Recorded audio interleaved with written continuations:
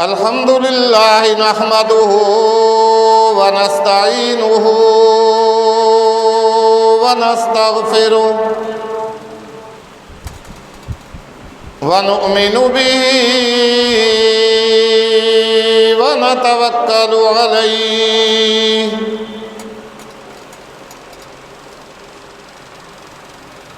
ونعوذ بالله من شرور أنفسنا ومن سيئات أعمالنا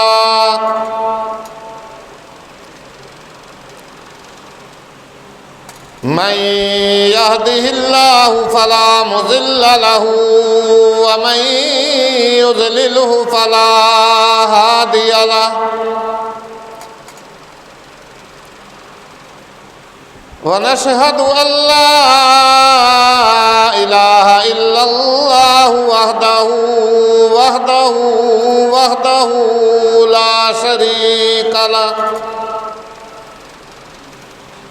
وحده لا شريك له ولا ضد له ولا ند له وحده لا شريك له ولا مثل له ولا مثال له ولا تمثيل له ونشهد أن سيدنا وسندنا وحبيب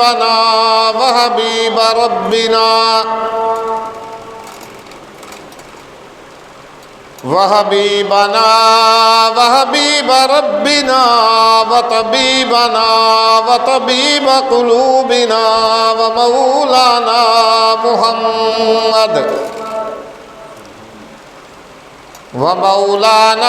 ومرشدنا وهادينا محمدا عبده ورسوله أرسله الله إلى كافة للناس بشيرا ونذيرا وداعيا إلى الله بإذنه وسراجا منيرا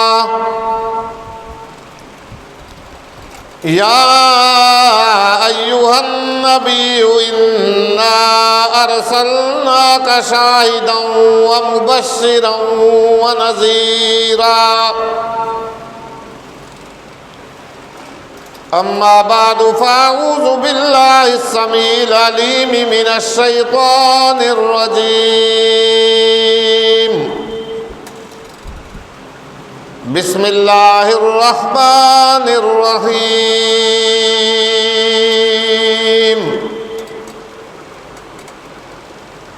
هو الذي أرسل رسوله بالهدى ودين الحق ليظهره على الدين كله ولو كره المشركون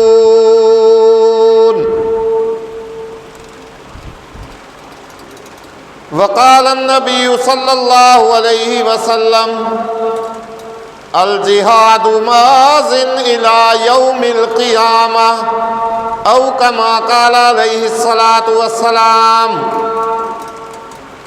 صدق الله مولانا العظيم وبلغنا رسوله النبي الكريم ونحن على ذلك من الشاهدين والشاكرين والحمد لله رب العالمين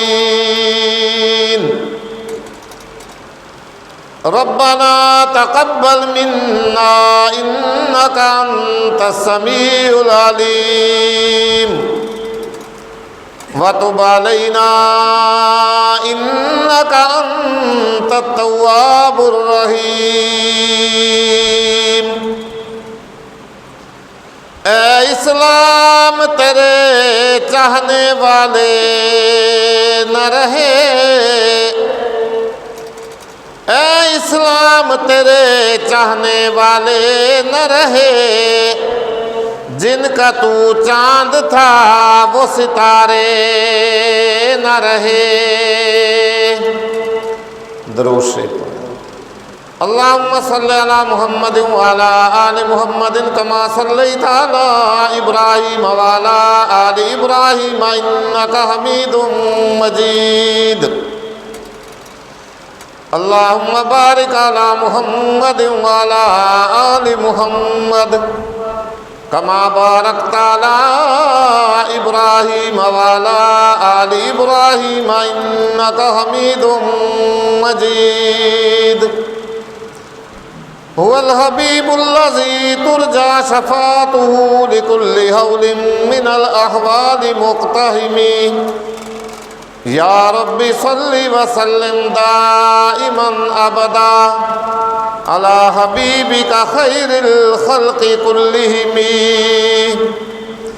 سبحانک لا علم لنا الا ما علمتنا انک انت العلیم الحکیم۔ رب اشرح لی صدری ویسر لی امری واحلل عقدۃ من لسانی یفقہوا قولی۔ اللہم رب زدنی علما، اللہم رب زدنی علما، اللہم رب زدنا علما۔ گرامی قدر، صدر وقار، انتہائی واجب الاحترام بزرگوں، دوستوں، عزیز طلباء کرام، اللہ رب العزت کی بے انتہا حمد و ثنا جناب سرور کائنات، فخر موجودات، احمد مجتبیٰ محمد مصطفیٰ صلی اللہ علیہ وآلہ وسلم کی ذات بابرکات پہ ہدیتاً تحفتاً درود و سلام پڑھنے اور بھیجنے کے بعد بندہ ناچیز نے آپ حضرات کے سامنے قرآن مقدس کی ایک چھوٹی سی آیت مبارکہ تلاوت کی ہے۔ اللہ رب العزت کے دربار میں انتہائی عاجزانہ گزارش ہے، اپیل ہے، درخواست ہے، اللہ مجھے اس کا صحیح ترجمہ اور مفہوم حق اور سچ بیان کرنے کی توفیق عطا فرمائے۔ اللہ رب العزت ہم سب کو صحیح قرآن مقدس پڑھنے کی، سمجھنے کی اور اس پر عمل کرنے کی توفیق عطا فرمائے، اور اس کتاب خدا کو ہمارے لیے ذریعہ ہدایت اور ذریعہ نجات بنائے۔ قرآن مقدس جو ہے یہ قیامت تک آنے والے انسانوں کے لیے ایک مکمل قانون اور مکمل ضابطۂ حیات ہے۔ اس نے انسان کے آنے کا مقصد بھی بتلایا، جانے کا مقصد بھی بتلایا، اس آنے اور جانے کے درمیان جو ٹھہرنے کا وقت ہے اس کا مقصد بھی بتلایا۔ جو آیت مبارکہ میں نے آپ حضرات کے سامنے تلاوت کی ہے، اس کے اندر اللہ رب العزت کا ارشاد پاک ہے هو الذی ارسل رسولہ بالہدی، کہ وہ بابرکت ذات ہے جس نے اپنے رسول محمد الرسول اللہ صلی اللہ علیہ وآلہ وسلم کو ہدایت اور دین حق دے کر بھیجا۔ لیظہرہ علی الدین کلہ، تاکہ وہ اس دین حق کو دنیا کے تمام ادیان پہ غالب کر دیں۔ وَلَوْ كَرِهَ الْمُشْرِكُونَ وَلَوْ كَرِهَ الْكَافِرُونَ، اگرچہ کافر لوگوں کو یہ بات ناگوار گزرے، اگرچہ مشرک لوگوں کو یہ بات ناگوار گزرے۔ ہمارا اہل سنت والجماعت کا متفقہ اور اجماعی عقیدہ ہے کہ انشاءاللہ قیامت تک دین غالب رہے گا تو محمد الرسول اللہ صلی اللہ علیہ وآلہ وسلم ہی کا رہے گا، چاہے دنیا کے اندر کفار و مشرکین، یہود و نصارہ، یہود و ہنود جتنا مرضی اپنا زور لگا لیں، لیکن دین یہی اسلام غالب ہی رہے گا۔ یہی دین حق ہے، اور اسی کو اللہ رب العزت نے قیامت تک آنے والے انسانوں کے لیے پسند فرمایا۔ ان الدین عند اللہ الاسلام۔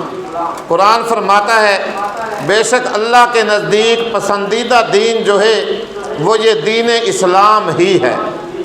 بہرحال تو یہ دین دنیا کے اندر پھیلانے کے لیے رب ذوالجلال نے 1,24,000 کم و بیش انبیاء علیہم الصلاۃ والسلام کا سلسلہ جاری اور ساری فرمایا۔ سب سے پہلے نبی دنیا کے اندر سیدنا آدم علیہ الصلاۃ والسلام تشریف لائے، ان کے بعد یکے بعد دیگرے مختلف انبیاء علیہ الصلاۃ والسلام کی تشریف آوری ہوتی رہی۔ شیس علیہ السلام آئے، نوح علیہ السلام آئے، ادریس علیہ السلام آئے، زکریا علیہ السلام آئے، موسیٰ علیہ الصلاۃ والسلام آئے، اور سب سے آخر کے اندر ختم نبوت کا تاج اور صحرا جو اللہ رب العزت نے پہنایا وہ ہمارے پیارے آقا حضرت محمد الرسول اللہ صلی اللہ علیہ وآلہ وسلم ہیں، جن کے بارے میں اس آیت مبارکہ میں ذکر فرمایا گیا کہ اللہ وہ ذات ہے جس نے اپنے رسول کو یعنی محمد الرسول اللہ صلی اللہ علیہ وسلم کو ہدایت اور دین حق دے کے بھیجا تاکہ دنیا کے تمام ادیان پہ اس اسلام کو اور دین کو آپ غالب کر دیں۔ اللہ کے نبی صلی اللہ علیہ وآلہ وسلم کی دنیا کے اندر تشریف آوری ہوئی۔ 40 سال کے بعد آپ کو رب ذوالجلال نے نبوت عطا فرمائی، رسالت عطا فرمائی۔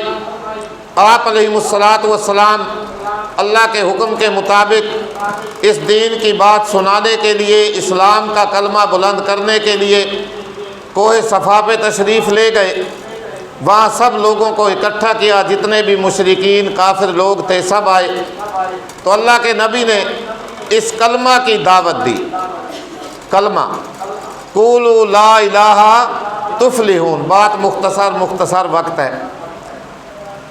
تو اللہ کے نبی نے فرمایا لوگو لا الہ پڑھ لو کامیاب ہو جاؤ گے، لا الہ پڑھ لو کامیاب ہو جاؤ گے۔ یہ کلمہ کہنا تھا، سارے مشرکین مکہ قریش مکہ جو تھے آگ بگولا ہو گئے، غصہ سے بفر گئے، لال پیلے ہو گئے، بلکہ ایک نے تو ابو لہب نے تو یہاں تک کہہ دیا کہ تو ہلاک ہو جائے معاذ اللہ، اے محمد کیا تو نے اسی لیے ہمیں یہاں جمع کیا تھا۔ بہرحال اس دن سے یہ دشمنی، عداوت، بغض، نفرت شروع ہوئی۔ پھر اللہ کے نبی صلی اللہ علیہ وآلہ وسلم نے اپنی زندگی کے 13 سال مکہ کے اندر گزارے۔ 13 سال ان لوگوں نے اللہ کے نبی کو ستانے میں کوئی کسر نہیں چھوڑی، طرح طرح سے ستایا، راستے میں کانٹے بچھائے گئے، کوڑا کرکٹ پھینکا گیا، سجدہ کرتے ہوئے اوجڑی اوپر لا کر کے رکھ دی گئی، وغیرہ وغیرہ، بہت سارے طریقوں سے پریشان کیا۔ لیکن اللہ کے نبی صلی اللہ علیہ وآلہ وسلم نے اپنے دین کی، اسلام کی دعوت و تبلیغ کو ترک نہ کیا۔ بالآخر 13 سال گزرنے کے بعد اللہ کے نبی صلی اللہ علیہ وآلہ وسلم نے اللہ کے حکم سے مکہ المکرمہ سے مدینہ طیبہ کی طرف ہجرت فرمائی۔ وہاں جا کر کے ایک ریاست مدینہ قائم کی، حق اور سچ کی ریاست مدینہ، جس کو واقعی ریاست مدینہ کہا جاتا ہے۔ مہاجرین و انصار کے اندر برادری کا، اخوت کا معاملہ طے کیا، آپس میں مہاجرین کو اور انصار کو بھائی بھائی بنایا۔ اللہ اکبر، ایک بہت بڑا معاشرہ وہاں پہ قائم ہوا۔ ابھی 1 سال گزرنے ہی پایا تھا، سن 2 ہجری کے اندر مارکہ بدر جو تھا وہ پیش آیا۔ مارکہ بدر، مسلمانوں کی تعداد کتنی؟ 313۔ اسلحہ بھی اتنا نہیں تھا، اسلحہ بھی اتنا زیادہ پاس نہیں تھا، چند گھوڑے، چند اونٹ اور چند تلواریں۔ اور مقابلہ کن سے تھا؟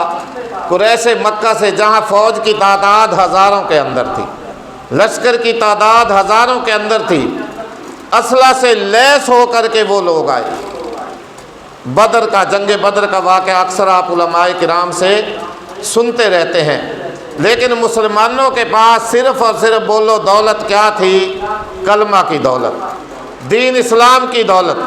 ہتھیار اتنے نہیں تھے، ایمان مضبوط تھا، اسلام مضبوط تھا، کلمے کی دولت تھی پاس، بس اسی کو لے کر کے اللہ کے توکل اور بھروسہ پہ میدان کارزار میں پہنچ گئے۔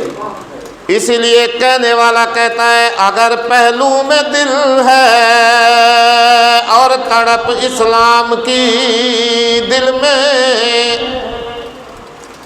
اگر پہلو میں دل ہے اور تڑپ اسلام کی دل میں، برس سکتا ہے ابر رحمت پروردگار اب بھی۔ سمجھ آ رہی ہے نا میری بات؟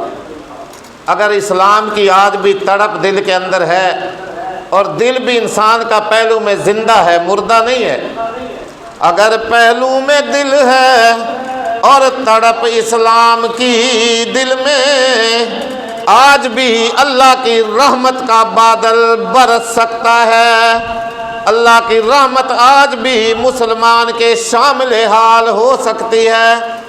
فضائے بدر پیدا کر، او بدر والوں جیسا ایمان، بدر والوں جیسی فضا، اللہ کے نبی صلی اللہ علیہ وسلم کے سچے عاشق رسول، سچے غلام، سچا کلمہ پڑھنے والے، اللہ کے نبی پہ سچے دل سے ایمان لانے والے صحابہ کرام، تعداد 313 چند مٹھی بھر جماعت، تھوڑی سی جماعت، اور کفار و مشرکین کی تعداد ہزاروں کے اندر، اور بڑا ان کو فخر و غرور، ہمارے پاس اتنی زریں، اتنے اونٹ، اتنے گھوڑے، اتنا ساز و سامان، جس طرح ہندوستان کو غرور تھا نا، انڈیا کو غرور، بھارت کو غرور، اور رافیل طیارہ ہمارا پاکستان کو تیس نیس کر کے رکھ دے گا،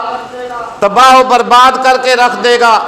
فرانس بنانے والی کمپنی کو بھی بڑا دعویٰ تھا، بڑا ناز تھا، بڑا نخرہ تھا، بڑے تکبر کے اندر جہاز اڑائے اور طیارے اڑائے۔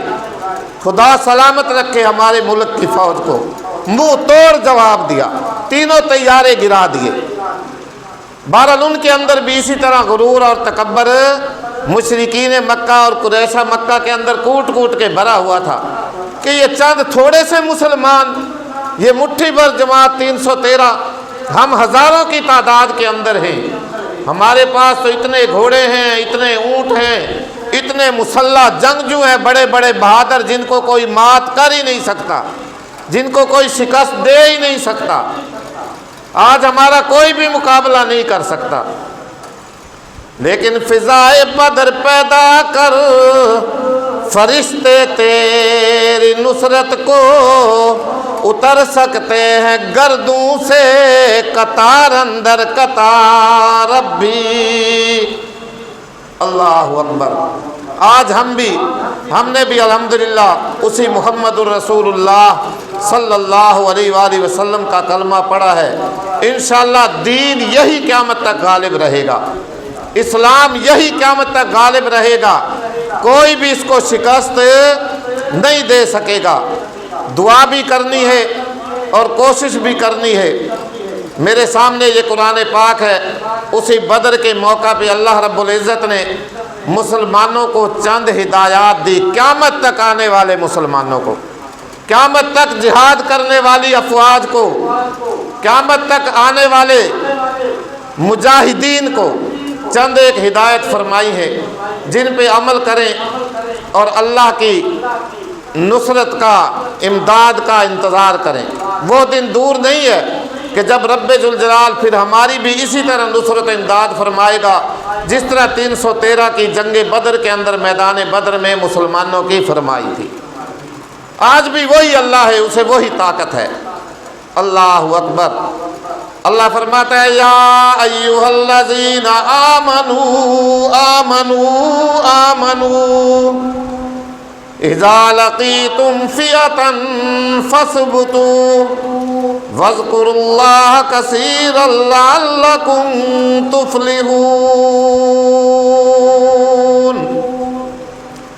اے ایمان والو، کس کو خطاب فرمایا؟ ایمان والوں کو۔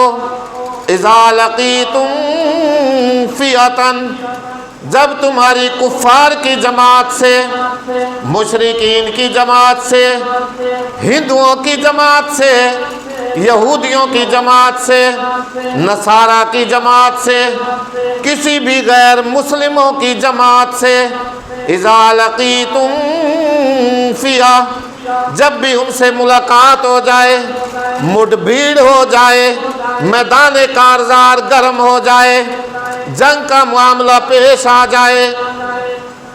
محترم بزرگوں، دوستوں، عزیز نوجوانوں، جنگیں اچھی چیز نہیں ہوا کرتی۔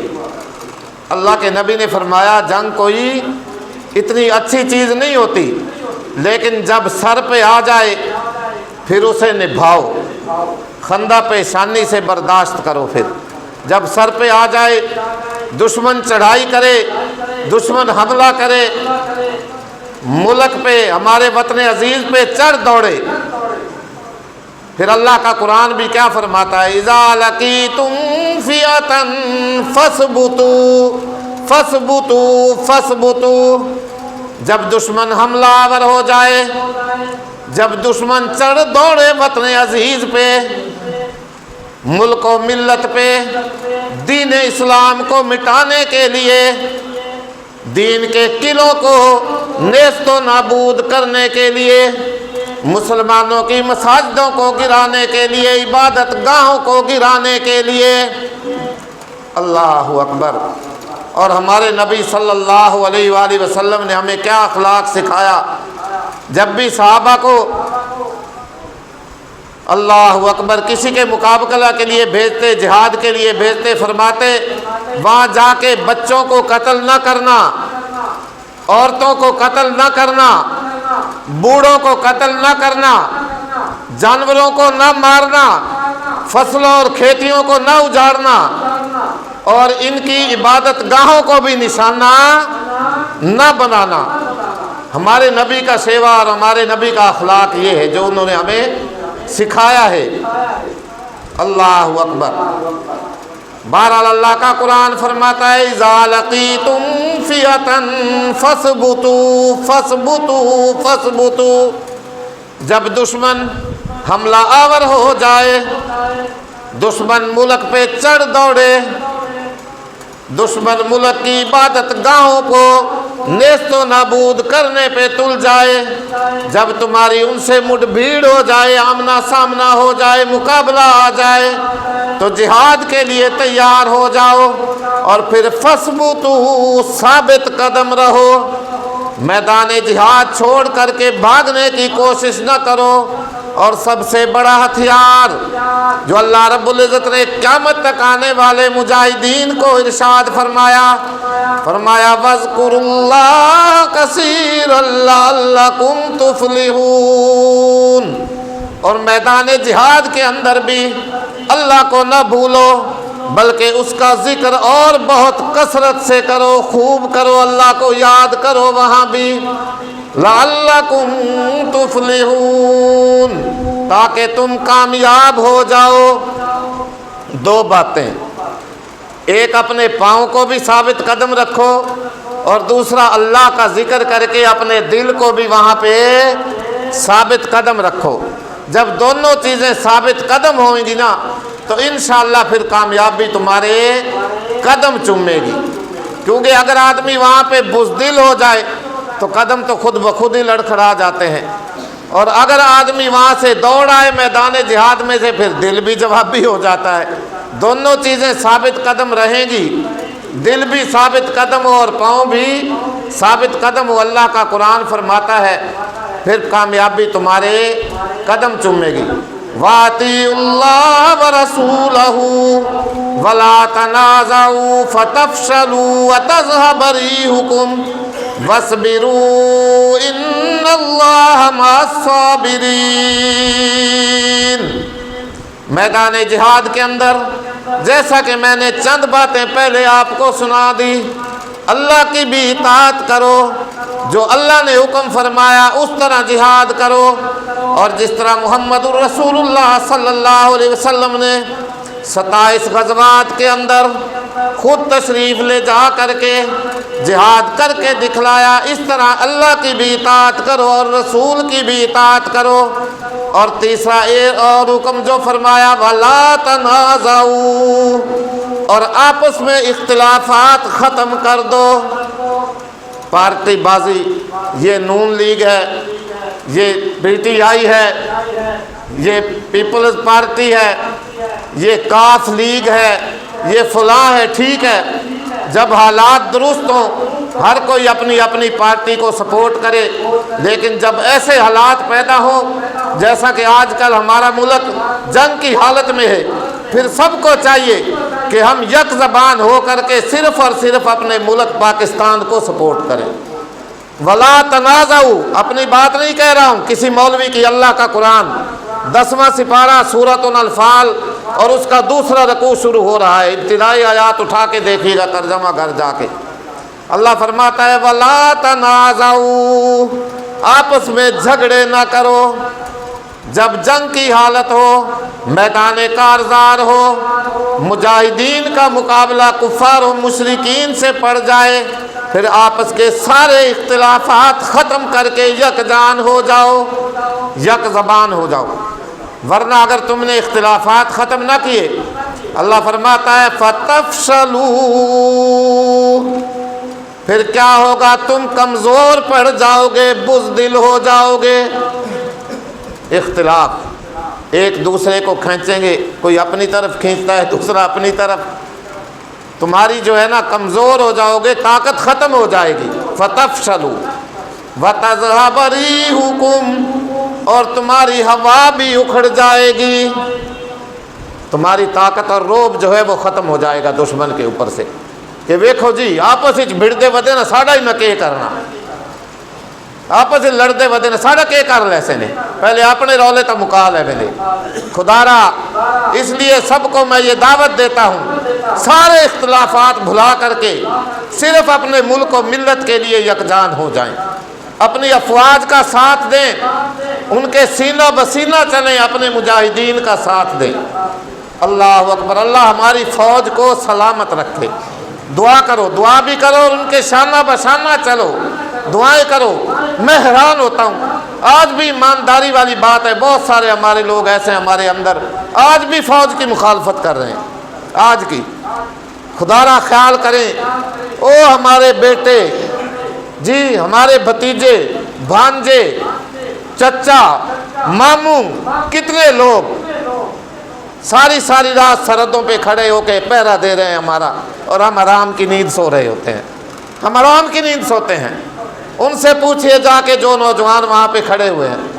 اللہ اکبر، میں سنتا رہتا ہوں اکثر نیٹ پہ، اور الحمدللہ ہماری فوج کا حوصلہ آج بھی بلند ہے، بلند سے بلند تر ہے، کوئی بھی بزدلی نہیں دکھاتا۔ ہر ایک یہی کہتا ہے کہ میں کفن پہن کے آیا ہوں، جب بھی آڑا وقت آیا تو انشاءاللہ میں اپنی قربانی دوں گا۔ ہر آدمی کے منہ سے یہی الفاظ ہے، کوئی بھی بزدلی کا معاملہ نہیں کر رہا ہے۔ بہرحال اللہ تعالیٰ ہماری نصرت و امداد فرمائے، ہمیں کامیابی اور فتح سے ہمکنار فرمائے۔ اللہ اکبر، اور دشمن کا منہ ہمیشہ قیامت تک کے لیے کالا ہو۔ بہرحال بات ختم کرتا ہوں، وَتَذْهَبَ رِيحُكُمْ، کہ تمہاری ہوا اکھڑ جائے گی، تمہارا روب ختم ہو جائے گا، آپس میں اختلافات ختم نہیں کرو گے۔ اور پھر اگر کوئی تمہیں تکلیف آئے، اللہ فرماتا ہے وَاصْبِرُوا إِنَّ اللَّهَ مَعَ الصَّابِرِينَ، تو اس آنے والی تکلیف پہ صبر کرنا ہے کہ بے شک اللہ تعالیٰ صبر کرنے والوں ہی کے ساتھ ہے۔ اور اگلی بات تکبر اور غرور گھمنڈ کی بات، جس طرح کہ انڈیا اور بھارت نے کیا ہے کہ ہمارے رافیل طیارے تو یہ کر دیتے ہیں، یہ کر دیں گے، پاکستان کو تباہ و برباد کر کے رکھ دیں گے، بڑا تکبر، بڑا گھمنڈ، بڑا غرور۔ اللہ کا قرآن فرماتا ہے وَلَا تَكُونُوا كَالَّذِينَ خَرَجُوا مِن دِيَارِهِمْ بَطَرًا وَرِئَاءَ النَّاسِ، وَيَصُدُّونَ عَن سَبِيلِ اللَّهِ، اور میدان جہاد کے اندر وہ ان لوگوں کی طرح، قریش مکہ کی طرح، مشرکین مکہ کی طرح غرور اور تکبر گھمنڈ میں نہ ہو جانا۔ جس طرح وہ بڑے غرور اور تکبر کے اندر آئے تھے، ہماری فوج بڑی طاقتور، ہماری جماعت بڑی زور آور، ہم مسلمانوں کو یہ کر دیں گے اور یہ کر دیں گے اور یہ کر دیں گے۔ اللہ فرماتا ہے اس طرح نہ ہو جانا کہ تکبر کے اندر آ جاؤ، وریان ناس، اور لوگوں کو دکھلاوے کے لیے۔ آج پوری دنیا پاکستانی افواج پہ حیران ہے، پوری دنیا، چاہے کوئی مسلمان ملک ہے چاہے کوئی غیر مسلم ممالک ہے، کہ اتنے بڑے طیارے رافیل جن کے اندر ایسا سسٹم کہ جو ریڈار کے اندر بھی نہ آنے پائے، پاکستانی فضائیہ نے کس طرح ان کو نیست و نابود، تہ و برباد کر کے رکھ دیا۔ پوری دنیا کی آنکھیں، تجزیہ نگار اس طرف لگے ہوئے ہیں۔ اللہ کی نصرت اور امداد ہے، اس کلمہ کی بدولت الحمدللہ یہ مملکت خداداد پاکستان کلمہ کے لیے حاصل کیا گیا تھا۔ اسی کلمہ کی بدولت لیا گیا تھا کہ پاکستان کا مطلب کیا، لا الہ الا اللہ، کہ یہاں قرآن و سنت کی بالادستی ہوگی، قرآن و سنت کا قانون چلے گا۔ الحمدللہ جیسے کیسے آج کے مسلمان ہیں پھر بھی کلمے کے نام پہ مٹنے کے لیے تیار ہو جاتے ہیں۔ بہرحال بات لمبی ہو جائے گی، تو اللہ فرماتا ہے لوگوں ان کی طرح تکبر میں نہ آ جانا، اور لوگوں کی ریاکاری اور دکھلاوے کے لیے بھی جہاد نہ کرنا کہ ہم نے یہ کر دیا یہ کر دیا یہ کر دیا، نہیں۔ اور وہ لوگ وَيَصُدُّونَ عَن سَبِيلِ اللَّهِ جو اللہ کے راستے سے روکنے کے لیے آئے تھے۔ سارا قرآن خدا کی قسم آج کی بات میں فٹ ہوتا ہے۔ دیکھ لیں آپ لوگ، جتنے حملے انڈیا نے، بھارت نے، ہندوستان نے کیے ہیں، سب کے سب مساجد اور مدارس کے اوپر کیے ہیں۔ سب سے پہلے مساجد اور مدارس کو نشانہ بنایا ہے کہ یہیں سے اللہ کے کلمے کی آواز بلند ہوتی ہے، یہی درویش یہاں پہ بیٹھ کے اللہ کے قرآن کی تلاوت کر رہے ہوتے ہیں، یہیں سے سب سے پہلے اللہ کے کلمے کا نعرہ جو ہے وہ کیا ہوتا ہے، بلند ہوتا ہے۔ اسی لیے سب سے پہلے نشانہ انہوں نے انہی ہمارے قلعوں کو، جو اسلام کے دین کے قلعے ہیں، مساجد اور مدارس بنائے ہیں۔ بہرحال اللہ تعالیٰ دشمن کو نیست و نابود کرے اور ہمارے ملک کو امن و سلامتی اور بقا ہمیشہ ہمیشہ کے لیے عطا فرمائے۔ وآخر دعوانا ان الحمد للہ رب العالمین۔ سبحان اللہ۔